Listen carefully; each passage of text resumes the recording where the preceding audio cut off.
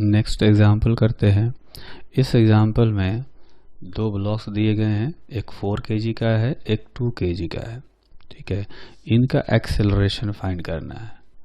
Find acceleration of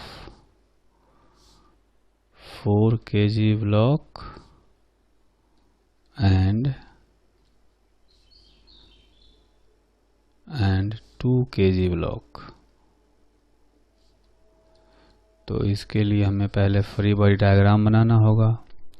तो free body diagram बनाएंगे तो इस 4 kg वाले पर ऊपर टेंशन मान लेते हैं T और नीचे आएगा 4G। ठीक, अब जो है ये स्ट्रिंग, एक स्ट्रिंग जो है यहाँ से ये भी वही स्ट्रिंग है, ये सेम स्ट्रिंग है। ठीक, तो इस पूरे स्ट्रिंग में जो टेंशन होगा वो इक्वल होना चाहिए। एक स्ट्रिंग में टेंशन एक ही रहता है ना। तो इसमें अगर टेंशन T है तो इस पुली की बात करें तो पुली पर भी टेंशन T होगा क्योंकि उसी स्ट्रिंग पर है ये, और यहाँ भी टेंशन T होगा। ठीक, अब ये जो स्ट्रिंग है, ये वाला स्ट्रिंग, ये स्ट्रिंग डिफरेंट है तो इसमें टेंशन कुछ अलग हो सकता है। अलग कितना होगा ये हम लोग पता कर सकते हैं। यहाँ पर जो टेंशन है, इस स्ट्रिंग में जो टेंशन है वो हो जाएगा 2T, और वो इसलिए होगा कि ये जो पुली है ये पुली मासलेस है। पुली आइडियल होने का मतलब है कि मासलेस और फ्रिक्शनलेस दोनों होना चाहिए। तो जैसे थोड़ी देर के लिए हम मान लें कि ये जो पुली है, इस पुली का फ्री बॉडी डायग्राम बनाकर देखें। इन जनरल किसी भी पुली का डायग्राम बनाकर देख सकते हैं कि उस पर एक तरफ टेंशन है T, दूसरे तरफ भी टेंशन T, और इधर टेंशन मान लेते हैं कि T डैश है।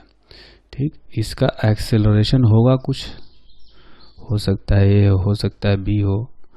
ऐसा कर लेते हैं कि इसका एक्सेलरेशन हम लोग मान लेते हैं नीचे की तरफ A1, और इसका एक्सेलरेशन मान लेते हैं ऊपर की तरफ A2। दोनों का एक्सेलरेशन इक्वल नहीं होगा तो पुली जो है उसका भी एक्सेलरेशन हो जाएगा A2 ऊपर की तरफ।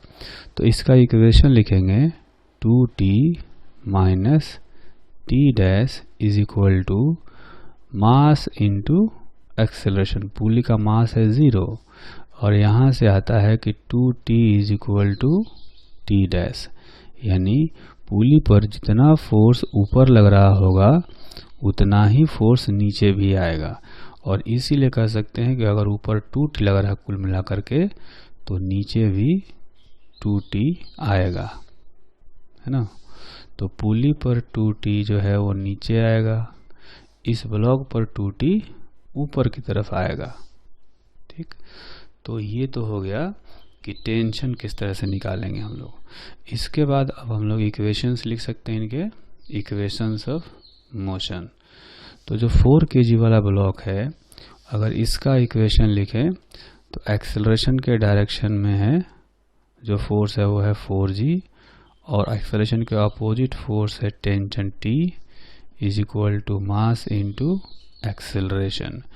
उसके बाद ये जो दूसरा वाला ब्लॉक है 2 kg का, उस पर एक्सेलरेशन ऊपर है और एक्सेलरेशन की तरफ फोर्स है 2T, अपोजिट डायरेक्शन में फोर्स है 2G is equal to mass into acceleration. तो यहाँ पर आप देखेंगे कि अननोन 3 हो गए। कौन कौन से? A1, A2 और T। देयर आर 3 unknowns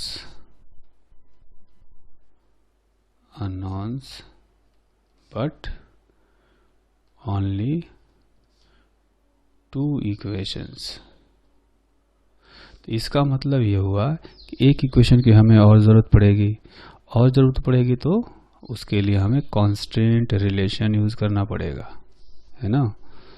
तो इनको सोल्व करने के लिए चूँकि 3 अननोन्स हैं तो इक्वेशन भी 3 चाहिए हमें। सो 1 more equation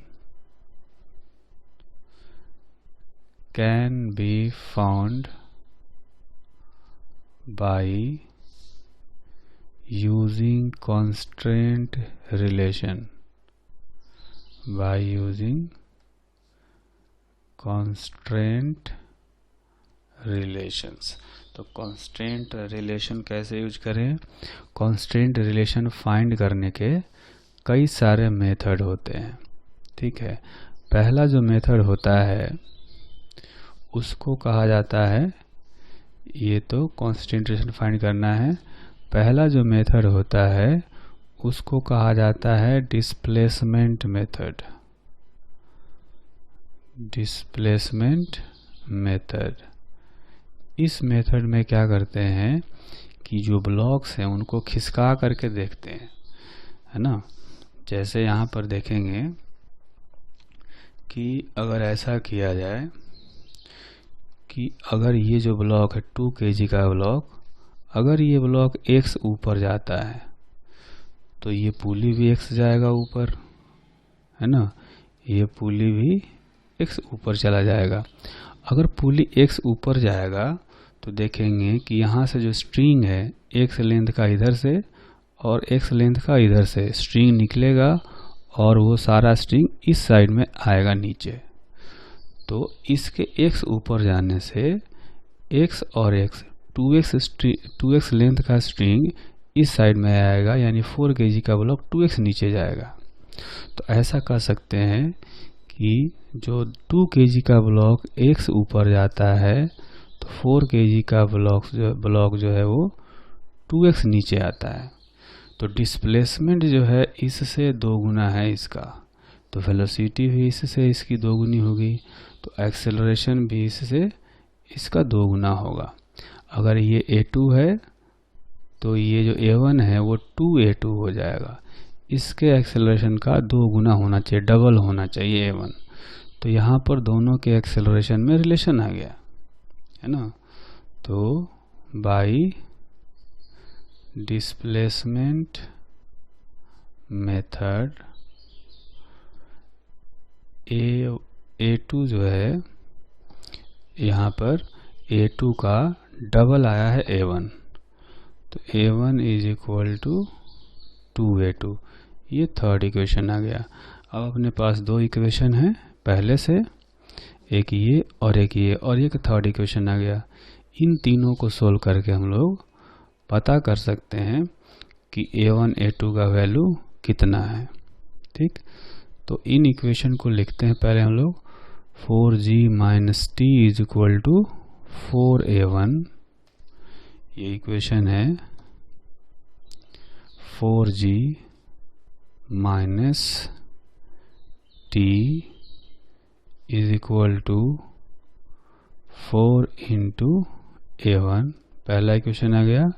और जो दूसरा इक्वेशन था वो हमने लिखा था t minus 2g is equal to 2a2, और जो कांस्टेंट रिलेशन निकाला वो आया है a1 is equal to 2a2। अब इनको सोल्व करेंगे तो जो पहला इक्वेशन है उसको हम लोग लिखते हैं इस तरह से,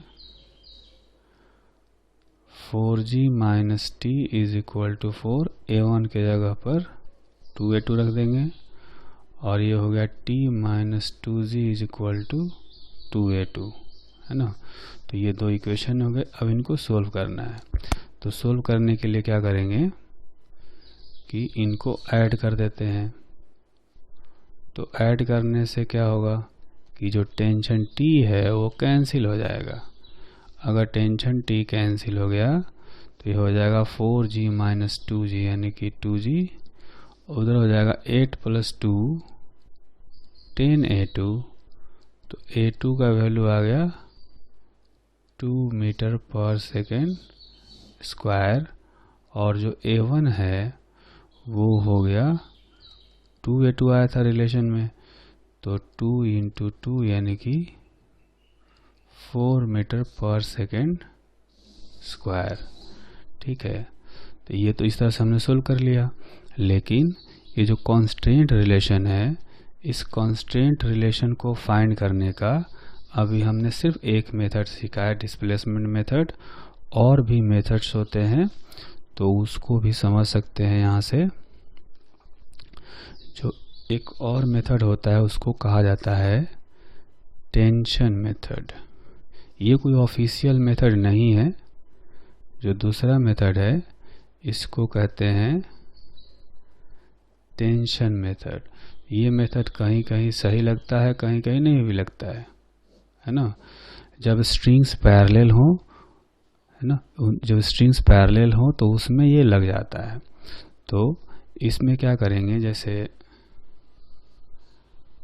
अपना जो क्वेश्चन था, इस क्वेश्चन में एक ये पुली हो गया और ये एक ब्लॉक हो गया, उसके बाद एक यहाँ ब्लॉक पुली था और एक ब्लॉक यहाँ पर था।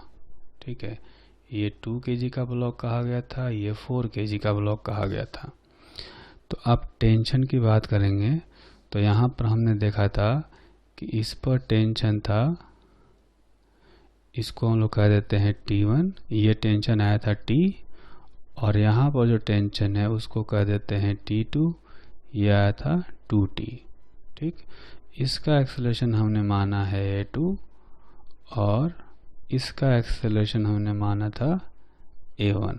तो टेंशन मेथड क्या कहता है कि acceleration of block is inversely proportional to net tension, है ना।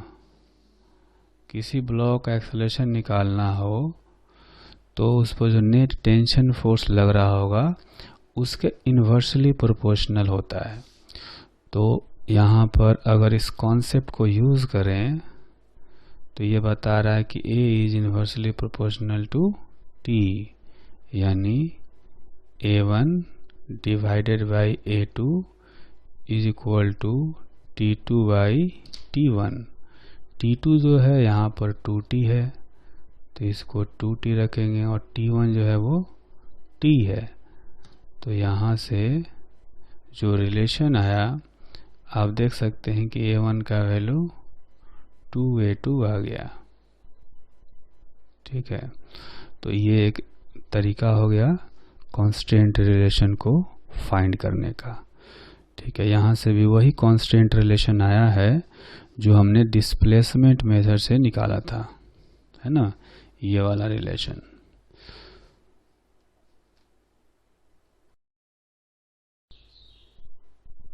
अब एक और एग्जांपल करते हैं। इस एग्जांपल में आप देखेंगे कि 2 ब्लॉक बनाए गए हैं और इनका एक्सेलरेशन हमें फाइंड करना है। Find acceleration of each block. तो इसके लिए हम लोग इनका फ्री बॉडी डायग्राम बनाएंगे। फ्री बॉडी डायग्राम बनाने के लिए क्या करते हैं, मान लेते हैं यहाँ पर टेंशन है T, तो यहाँ से लेकर यहाँ तक एक ही स्ट्रिंग है, इसमें भी टेंशन T होगा। ठीक, अब यहाँ टेंशन T है, यहाँ भी टेंशन T है, तो यहाँ पर टेंशन 2T होना चाहिए। ठीक है, अब ये स्ट्रिंग यहाँ तक आ रहा है तो इसमें भी टेंशन जो होगा वो 2T होगा। ठीक, अब यहाँ 2T है, यहाँ 2T है, तो यहाँ पर कितना होगा, यहाँ पर 4T हो जाएगा। और ये स्ट्रिंग यहाँ तक आ रहा है तो इस स्ट्रिंग में टेंशन हो जाएगा 4T। ठीक, और यहाँ पर अगर निकालना हो तो यहाँ पर टेंशन हो जाएगा 8T। अब क्या होगा, ये हमेशा ध्यान रखना है कि जो पुली है, चूंकि पुली सारे आइडियल हैं, मासलेस और फ्रिक्शनलेस हैं, तो पुली आइडियल पुली के ऊपर जितना फोर्स लगता है उतना ही नीचे लगता है हमेशा ही, है ना। तो अभी क्या करेंगे कि 2 kg का जो ब्लॉक है इस पर नीचे की तरफ उसका वेट आएगा 2G, इस पर नीचे की तरफ वेट आएगा 10G। अब ऐसा मान लेते हैं कि इसका एक्सेलरेशन है ऊपर की तरफ A1 और या नीचे मान लेते हैं इनको, कोई भी ऊपर नीचे जा सकता है। तो हम लोग ऐसा करते हैं कि जो 2 kg का ब्लॉक है इसको मान लेते हैं कि ये नीचे जा रहा है A1 से, और 10 kg का जो ब्लॉक है ये जा रहा है ऊपर। ठीक, अब इनका इक्वेशन ऑफ मोशन लिखें तो 2 kg ब्लॉक का इक्वेशन होगा, एक्सेलरेशन के डायरेक्शन में फोर्स है 2g और अपोजिट डायरेक्शन में फोर्स है t, is equal to mass into acceleration A1। उसी तरह से जो 10 kg का ब्लॉक है इसका इक्वेशन लिखें तो एक्सेलरेशन A2 की तरफ जो फोर्स है वो है 4t और अपोजिट डायरेक्शन में फोर्स है 10g, is equal to mass 10 into acceleration A2। ठीक, ये इक्वेशन आया 2। इसमें थोड़ा सा हम लोग चेंज करेंगे कि ये जो टेंशन है 10 kg ब्लॉक पर वो आप देखेंगे कि टोटल 70 आएगा। 4t ये हो गया, 2t ये हो गया और t ये हो गया। तो इस 10 kg ब्लॉक पर ऊपर की तरफ टोटल 70 टेंशन है। ठीक है, अब इनका जो है सोल्व करना पड़ेगा। तो सोल्व करने के लिए एक और इक्वेशन की ज़रूरत पड़ेगी जो कि कांस्टेंट रिलेशन से आएगा। तो बाई टेंशन मेथड, चूँकि यहाँ पर स्ट्रिंग्स पैरेलल हैं तो टेंशन मेथड लग जाएगा, है ना। तो यहाँ पर क्या करेंगे, A1 by A2 is equal to T2 by T1। तो जो A1 है, जो 2 kg ब्लॉक है उसका एक्सेलरेशन A1 है, तो इस पर जो टेंशन होगा उसको हम लोग T1 कहेंगे। 10 kg ब्लॉक का एक्सेलरेशन A2 है, तो इस पर जो टेंशन आएगा उसको हम लोग T2 कहेंगे, जो कि 7t के इक्वल है। ठीक, तो यहाँ पर रखते हैं T2 के जगह पर रखेंगे 7t और T1 के जगह पर रखेंगे t। तो यहाँ से जो रिलेशन आएगा वो आएगा A1 is equal to 7A2, है ना। ये हो गया थर्ड इक्वेशन जो कि कांस्टेंट रिलेशन से आया है। ठीक, अब इनको हमें सोल्व करना है। तो सोल्व करते टाइम में ध्यान रखेंगे कि जो इक्वेशन 1 है ये हो जाएगा 2 इंटू A1 के जगह पर 7A2 रख देंगे, 7A2, और जो इक्वेशन 2 है इसको लिखेंगे 7t minus 10g is equal to 10A2। ठीक है, अब इनको सोल्व करना हो तो हमें क्या करना पड़ेगा कि 7 से मल्टीप्लाई करना पड़ेगा। तो जो ऊपर वाला इक्वेशन है उसमें पहले 7 से मल्टीप्लाई करते हैं, फिर जो है इनको ऐड कर देते हैं। तो ये 70 और ये 70 कैंसिल हो जाएगा, ये आएगा 14g minus 10g is equal to 98 plus 10 A2, यानी जो A2 होगा ये 10g है, A2 होगा ये हो जाएगा 40 डिवाइडेड बाई 108। ठीक, तो उस हिसाब से अगर देखा जाए तो ये जो इक्वेशन है ये हो जाएगा 4 से अगर कैंसिल करने की कोशिश करते हैं तो हो जाएगा 10 और ये हो जाएगा कितना 27। ठीक है, तो 10 बाई 27 ये आ गया एक्सेलरेशन A2, और A2 आ गया तो A1 जो होगा वो है 7A2। ठीक है, तो 7A2 हो गया, तो 7 और A2 का वैल्यू यहाँ से रख देंगे, 10 बाई 27 यानी कि 70 बाई 27 मीटर पर सेकेंड स्क्वायर। तो इस तरह से जो है हमने कांस्टेंट रिलेशन को यूज करके दोनों का एक्सेलरेशन निकाल लिया। कॉन्स्ट्रेंट रिलेशन फाइंड करने का एक और मेथड होता है जिसको कि कहा जाता है डिफरेंशिएशन मेथड।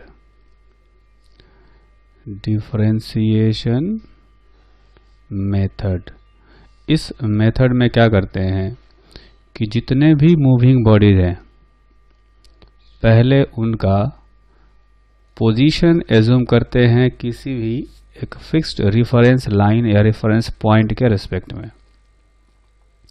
जैसे ये जो पुली है ये फिक्स्ड है, तो इस पुली के रिलेटिव यहाँ पर पुली के पास हम लोग एक रेफरेंस लाइन ले लेते हैं, ठीक है।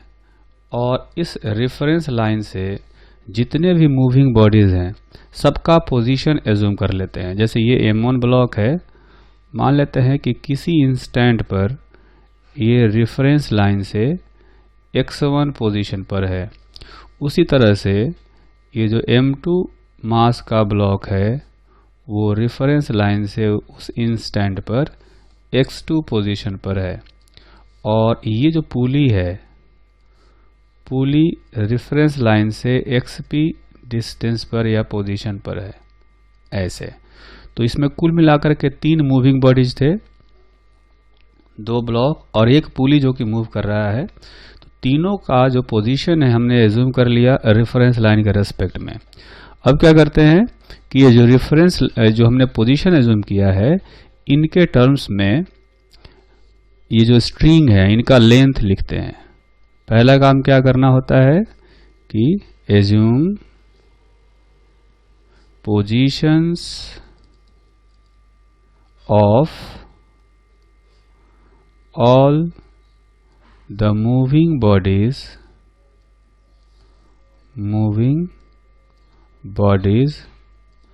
with respect to a fixed reference line।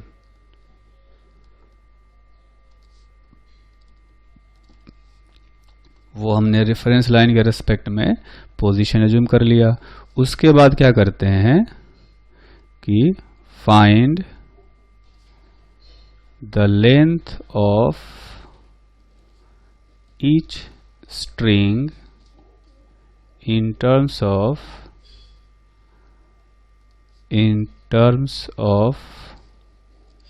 assumed positions।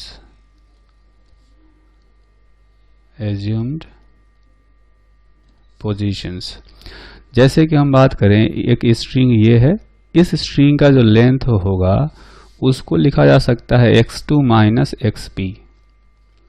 x2 minus x p is equal to length मान लेते हैं L2 है जो कि कांस्टेंट रहता है, ठीक है। उसके बाद एक स्ट्रिंग ये है, यहाँ से लेकर के ये भी वही स्ट्रिंग है और ये भी वही स्ट्रिंग है, ठीक है।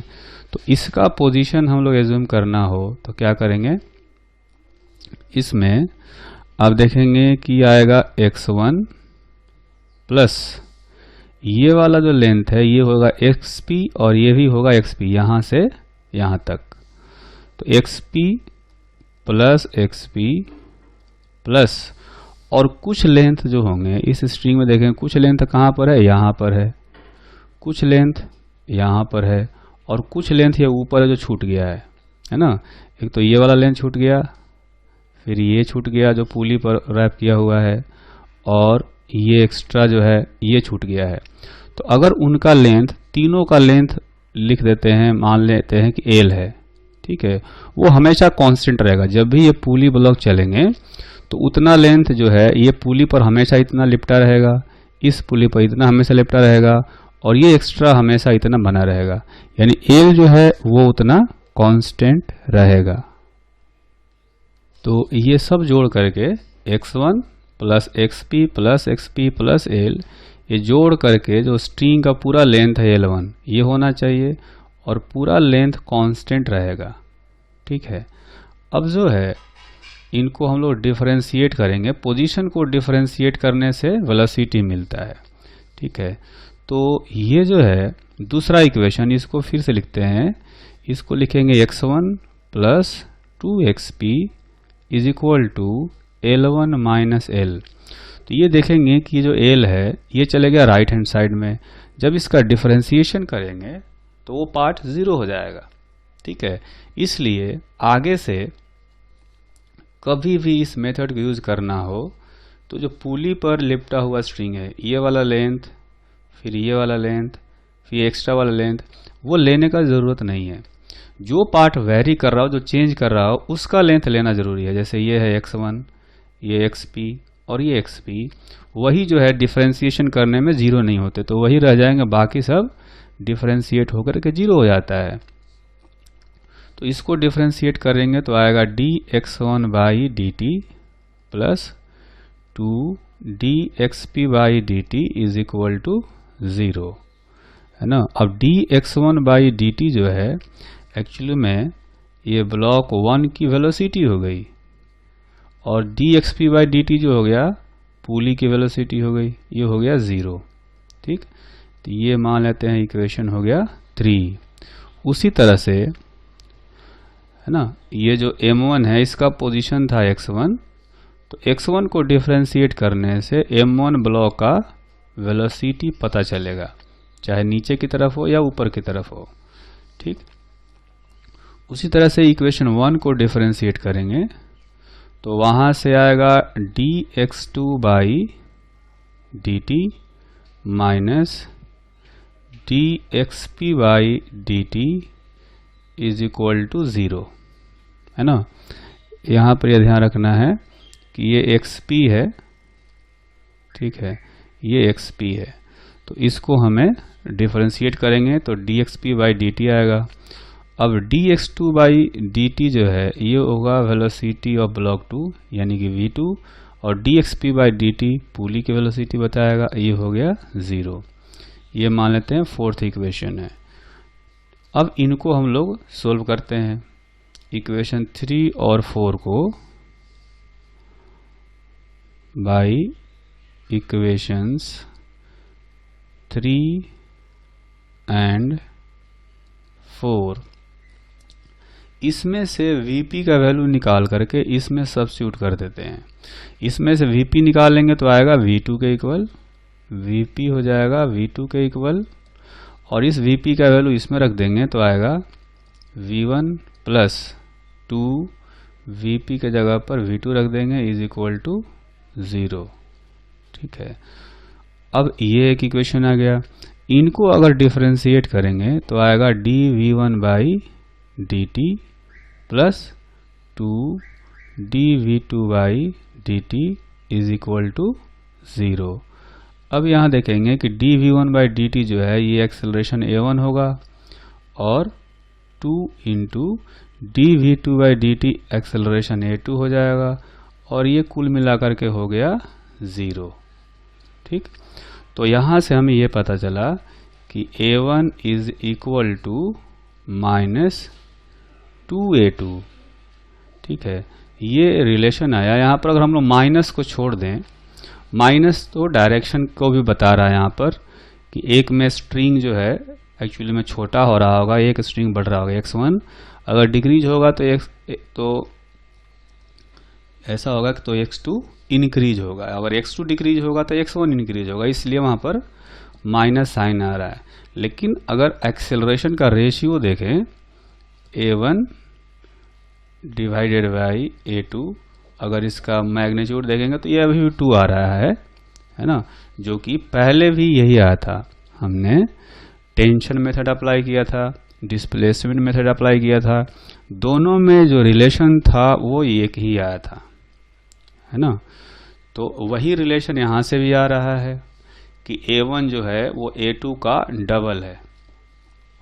तो मैग्नीट्यूड वाइज देखें अगर, तो यहाँ पर अगर इसका एक्सेलरेशन हम लोग लेते हैं a2, तो इसका एक्सेलरेशन a1 जो होगा वो 2a2 हो जाएगा। इसको नीचे लेंगे तो ये ऊपर लेना पड़ेगा, सिर्फ डायरेक्शन का फर्क है, बाकी मैग्नीट्यूड वाइज डबल अभी भी कह सकते हैं। तो ये हो गया डिफरेंशिएशन मेथड। ठीक, बाकी ये क्वेश्चन तो हम लोग पहले ही सोल्व कर चुके हैं। ठीक, अच्छा, एक तो ये हो गया डिफरेंशिएशन मेथड। उसके बाद एक और तरीका होता है, हालांकि उसको वो भी डिफरेंशिएशन मेथड से ही आता है, लेकिन वो मेथड जो है वो बहुत ही अच्छा मेथड है, बहुत ही सिंपल मेथड है, जिसमें कितने भी पुली और ब्लॉक हों तो एक्सेलरेशन में रिलेशन निकालना बहुत ही आसान होता है। इस मेथड को one pulley two block system कहा जाता है। One pulley and two block system कहा जाता है। अब इसमें देखेंगे कि एक फिगर बनाया है जिसमें कि एक पुली है और दो ब्लॉक है। ठीक है, ये जो पुली है ये ऊपर की तरफ जा रहा है, मान लेते हैं किसी वेलोसिटी vp से। एक ब्लॉक है a और दूसरा ब्लॉक है b। जो ब्लॉक a है ये va वेलोसिटी से जा रहा है, जो ब्लॉक b है ये vb वेलोसिटी से जा रहा है। ठीक है, तो इनकी वेलोसिटीज में हमें रिलेशन निकालना है। उसको रिलेशन को निकालने के लिए पहले हमें एक रेफरेंस लाइन लेना होता है ना। डिफरेंशिएशन मेथड ही हम लोग यहाँ पर यूज करेंगे। तो यहाँ पर ये एक रेफरेंस लाइन हो गया। ये रेफरेंस लाइन जो है ये फिक्स्ड है, reference line which is fixed. तो रेफरेंस लाइन फिक्स्ड है, लेकिन पूरा सिस्टम जो है पुली और ब्लॉक का वो आगे की तरफ जा रहा है। ठीक है, या ऐसे मान लें कि ये जो है ये फिक्स्ड है सिस्टम, ये रेफरेंस लाइन फिक्स्ड है और अपना जो ब्लॉक और पुली का सिस्टम है वो आगे जा रहा है। तो डिफरेंशिएशन मेथड में हम लोग क्या करते थे कि मूविंग ऑब्जेक्ट्स का पोजीशन एज्यूम करते थे। तो ब्लॉक ए का पोजीशन मान लेते हैं कि एक्स ए है। उसी तरह से जो ब्लॉक बी है इसका पोजीशन मान लेते हैं कि एक्स बी है, इस तरह से। ठीक, और जो पुली है ये पुली है पी, इसका पोजीशन मान लेते हैं कि एक्स पी है। ठीक है, यहाँ से तो पोजीशन एज्यूम करने के बाद हम लोग क्या करेंगे कि एक स्ट्रिंग है, इस स्ट्रिंग का लेंथ को एज्यूम्ड पोजीशंस के टर्म में लिखते हैं। तो देखेंगे कि ये वाला जो पार्ट है स्ट्रिंग का इधर वाला लेफ्ट साइड में, उसको लिख सकते हैं एक्स ए माइनस एक्स पी। उसी तरह से जो राइट हैंड साइड में जो लेंथ है उसको लिख सकते हैं X B minus X P. और इस पुली के ऊपर जो लिपटा हुआ स्ट्रिंग है उसका लेंथ हमेशा कांस्टेंट रहता है, लेना जरूरी नहीं है, जैसा कि हमने पिछले केस में समझा था। तो अभी जो भी हमने लिया है वेरिएबल पार्ट उसका लेंथ मान लेते हैं कि एल है। ठीक, अगर इसको थोड़ा सा सिंप्लीफाई करेंगे तो आएगा X A plus X B minus 2xp is equal to L. अब इनको अगर डिफरेंशिएट करें तो आएगा D X A by D T plus D X B by D T minus 2 D X P by D T is equal to 0। चूँकि length string का constant रहेगा इसलिए ये हो गया 0। अब D X A by D T जो है उसको लिखा जा सकता है वी ए, और D X B by D T को लिखा जा सकता है V B minus D X P by D T को लिखा जा सकता है वी पी। ठीक है, और ये कुल मिलाकर हो गया 0। यानी यहाँ से वी पी का वैल्यू आ गया V A plus V B divided by 2। यहाँ पर हमने कोई वेक्टर नहीं लगाया है, लेकिन इनको वेक्टर मान के चलना है। हमने सारी वेलोसिटीज अपवर्ड डायरेक्शन में ली है, Vp को ऊपर लिया है, Vb को भी ऊपर लिया है और Va को भी ऊपर लिया है। पूरा सिस्टम ऊपर जा रहा हो तो सब पॉजिटिव लेंगे, कोई नीचे जा रहा हो तो उसको निगेटिव ले सकते हैं। तो एक साइन कन्वेंशन चुन करके हम लोग इस फॉर्मूले को अप्लाई कर सकते हैं। ठीक, अगर ये जो इक्वेशन आया अगर इसको डिफरेंशिएट करें तो आ जाएगा AP is equal to AA plus AB divided by 2। इस इक्वेशन को डिफरेंशिएट करने से ये रिलेशन आएगा, एक्सेलरेशन में रिलेशन आएगा। ठीक है, तो हम लोग क्या करते हैं कि इस सिस्टम को इसको यूज करते हुए जो है वो वाला क्वेश्चन करते हैं अभी जो हमने थोड़ा देर पहले किया था। तो पहले इसका डायग्राम बनाते हैं। इसमें क्या था कि अपने पास एक फिक्स्ड पुली था, है ना, एक फिक्स्ड पुली है और यहाँ पर एक ब्लॉक था, फिर एक और पुली अटैच किया गया था और साथ में एक ये ब्लॉक था, है ना। तो इसमें हम लोग मान लेते हैं कि ये m2 है, ये m1 है। तो एक ब्लॉक का जो एक्सेलरेशन है, इसका एक्सेलरेशन मान लिया जाए कि a2 नीचे है, तो इसका a1 ऊपर होना चाहिए। ठीक, अब हम लोग इस सिस्टम को अप्लाई करते हैं, इस फॉर्मूले को अप्लाई करते हैं। इस फॉर्मूले में क्या है कि एक पुली और दो ब्लॉक होते हैं, इनके एक्सेलरेशन को इस तरह से एवरेज निकाल करके पुली का एक्सेलरेशन निकालते हैं। ठीक, तो ऐसा करते हैं, देखें अगर ये A2 से जा रहा है तो ये जो पुली होगा, ये पुली भी A2 से जा रहा होगा। ठीक, अच्छा, स्ट्रिंग का ये वाला एंड फिक्स्ड है, तो ऐसा कर सकते हैं कि इसका एक्सेलरेशन होगा 0, और अगर ये A1 से जा रहा है तो देखेंगे कि ये पुली तो चल ही नहीं रहा, तो ये वाला जो एंड है वो नीचे जा रहा होगा A1 से। ठीक, तो हम लोग ऐसा कर सकते हैं कि एक पुली है ये, और ये छोटे जो दो ब्लॉक हैं, एक ब्लॉक इसको मान लेते हैं, एक ब्लॉक इसको मान लेते हैं। ठीक, अब ये सारे एक ही डायरेक्शन में नीचे की तरफ जा रहे हैं, तो जो पुली का एक्सेलरेशन होता है वो हम लोग लिखते हैं AA प्लस AB/2, ये फॉर्मूला होता है। तो AP की जगह पर हम लोग रखेंगे A2, इस बार हमने नीचे की डायरेक्शन को पॉजिटिव ले लेते हैं, ऊपर निगेटिव ले लेते हैं, तो पुली का एक्सेलरेशन, इस पुली का एक्सेलरेशन A2 होगा, नीचे की तरफ है तो पॉजिटिव रखेंगे। अच्छा, इसका एक्सेलरेशन जो है ये वाला पार्ट, इसका एक्सेलरेशन नीचे की तरफ है, उसको भी पॉजिटिव ही लेंगे A1, और इसका जो एक्सेलरेशन है ये 0 है तो उसको 0 लेंगे डिवाइडेड बाई 2।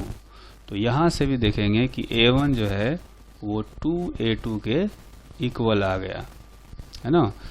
तो कितने भी पुली और ब्लॉक्स हों, उनको हमेशा 2 ब्लॉक और 1 पुली सिस्टम में कन्वर्ट किया जा सकता है, और कन्वर्ट करके ये जो फॉर्मूला अभी हमने डिराइव किया 1 पुली 2 ब्लॉक सिस्टम के लिए, वेलोसिटी के लिए और एक्सेलरेशन के लिए, इनको यूज किया जा सकता है।